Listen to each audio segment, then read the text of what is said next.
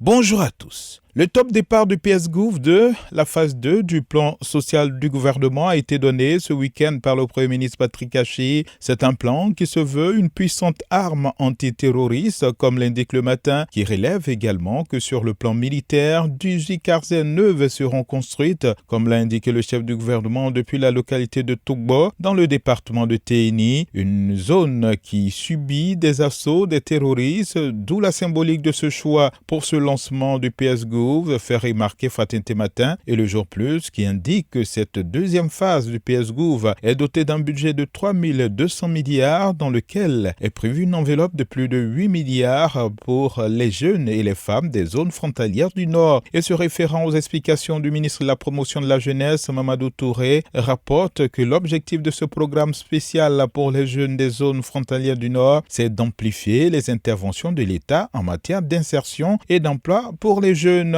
Pour l'expression, à travers le PS-Gouv, le président Ouattara apporte en plus de la riposte militaire, la réponse sociale à la menace terroriste au nord. Justement, face à cette menace, dans le septentrion ivoirien, le chef du gouvernement a lancé un message aux jeunes depuis Tougbo, où il était le week-end. C'est ce que rapporte le Patriote, et nous citons « Résistez aux tentations.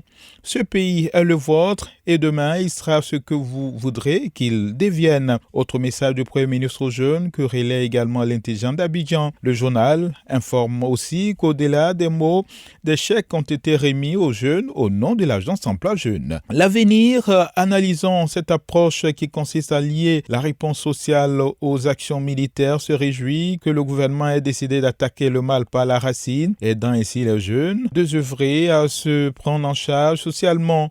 Le gouvernement à l'assaut des terroristes au nord, s'exclame donc l'Inter, qui fait noter que par ce soutien, ce sont des opportunités pour près de 20 000 jeunes pour se relancer socialement et éviter ainsi de se laisser séduire par les terroristes qui, pour arriver à leur fin, n'hésitent pas à les appâter avec des sommes d'argent et des motos. Le nouveau réveil s'intéresse aux pays voisins, notamment à ce qui se passe au Mali et au Burkina Faso, qui font face à des coups de force de militaires dans ce contexte dominé par des actions des terroristes qui, pendant que les militaires désertent les casernes à l'assaut des palais présidentiels, ont le temps de se réorganiser pour étendre leur zone de contrôle, notamment vers les pays côtiers, dont la Côte d'Ivoire.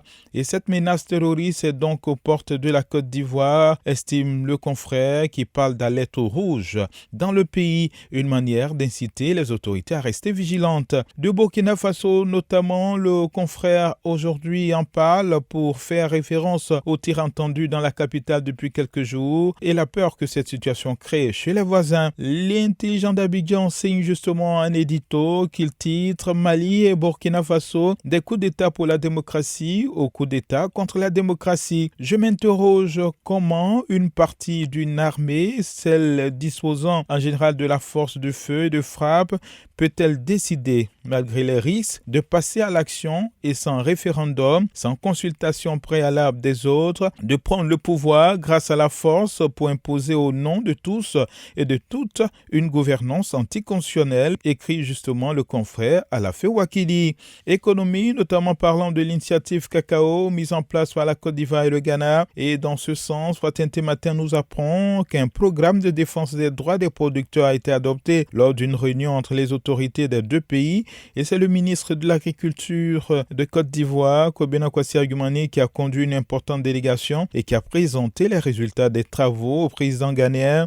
Et de ces travaux, le nouveau réveil retient qu'il a été question notamment de transformation et de consommation locale du cacao, mais aussi de la question des revenus des producteurs. Lutte contre la corruption, il en est aussi question dans le mandat. Le journal qui informe que 5 personnes ont été épinglées et écopent de lourdes sanctions, notamment de mesures disciplinaires.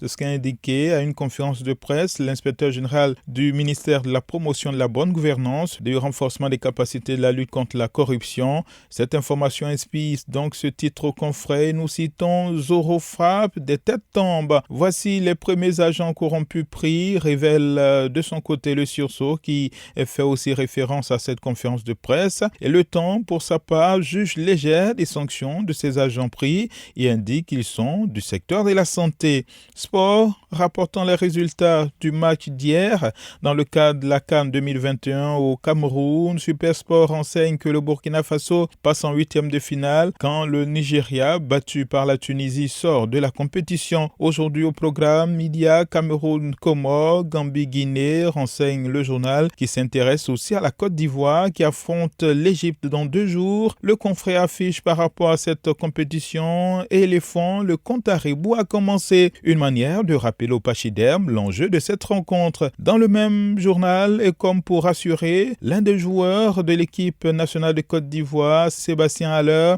déclare « On veut cette CAN 2021 ». Merci et bonne lecture à tous.